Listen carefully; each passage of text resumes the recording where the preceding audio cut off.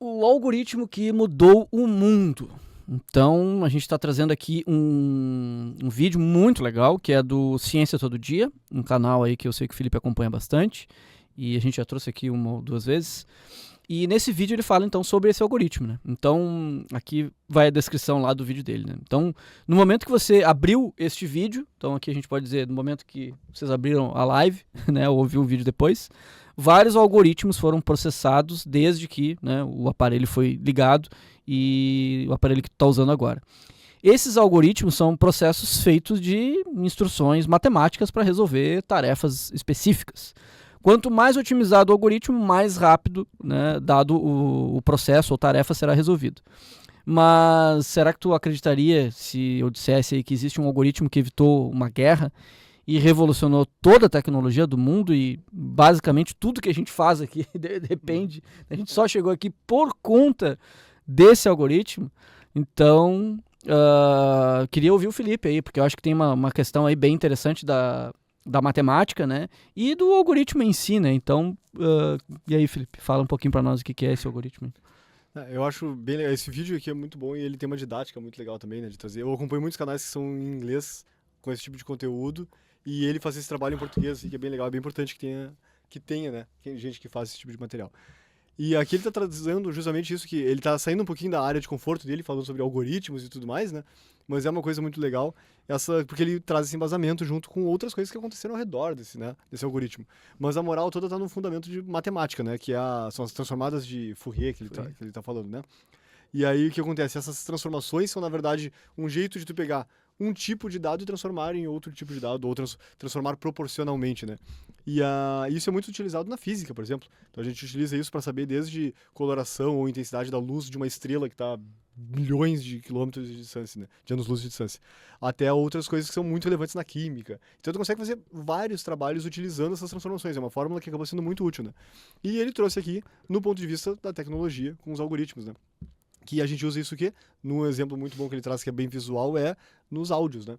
Então tu consegue transformar as informações de áudio ali, que é ondulação, frequência, etc., tu consegue transformar numa outra coisa matematicamente, e assim tu consegue ter lá os filtros, tu consegue aplicar ali equalizações, tu consegue transformar realmente um dado no outro, né? Com a proporção que tu quer, e destransformar também.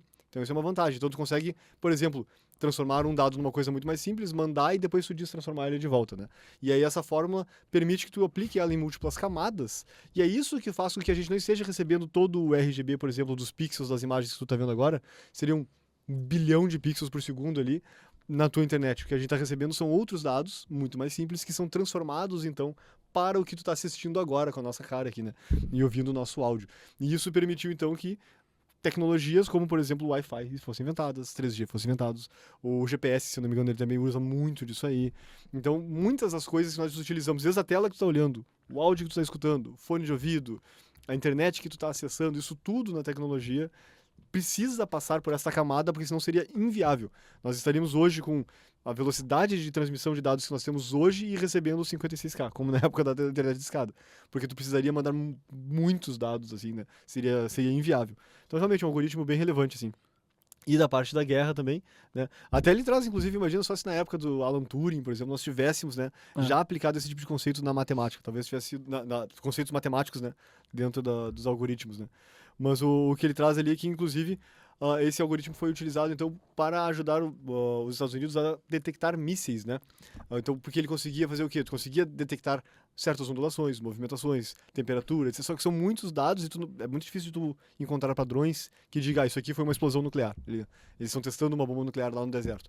Então, para isso, os radares precisavam ficar muito melhores, muito mais rápidos, né?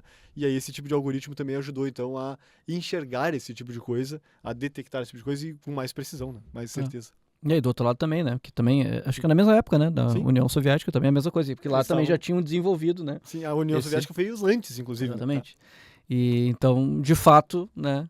Impediu aí uma guerra, né? Então, muito legal estar, de fato, no nosso dia a dia. Eu achei muito interessante também, porque essa abordagem que ele trouxe aqui, a primeira coisa que eu pensei também, de fato, foi o áudio, né? De trabalhar com música, assim. Então, é bem isso, né? E acho que quanto mais a gente pensa, mais a gente vê que está em tudo mesmo, né? Porque é basicamente tu mandar um sinal para o outro, transformar um sinal para que seja consumido, né, e decodificado em outro lugar, é basicamente o que a gente faz todo dia, né, com tecnologia, assim. Então, muito interessante, a didática dele tá, como sempre, né, muito boa, dá para aprender um pouco ali sobre transformada de Fourier, que é uma coisa que eu nunca tinha prestado muita atenção, assim, para saber como é que funcionava, mas tá aí. No nosso dia a dia é a base de praticamente tudo. E eu acho que um ponto aqui também, ele fala no vídeo, eu esqueci o nome do algoritmo, mas que possibilitou, na verdade, porque ele é mais rápido, né? Então ele cita o nome da... FTT? FTT, é uma coisa assim. É F de fast transformada, FTF. FTF. Que tem ali a pessoa que fez, né? Que desenvolveu isso, eu esqueci o nome, mas ele menciona. E é basicamente isso. Então é esse algoritmo que faz a transformada de uma maneira muito mais rápida e que permitiu, então, né? É a base de tudo que a gente tem hoje em termos de tecnologia. Pensando na confiabilidade que esse algoritmo tem que ter, né? Não pode ter um bug aí. Exatamente. Mas é bem impressionante mesmo e, tipo, como permeia a nossa vida aí, tudo que a gente faz, né? O microfone aqui agora, tela, celular, tudo. Vocês aqui no ar, o vídeo, né? O pixel, o áudio, a onda aqui, as câmeras, é tudo transformado. É verdade. E é o que ele comenta, né? Um algoritmo silencioso, né?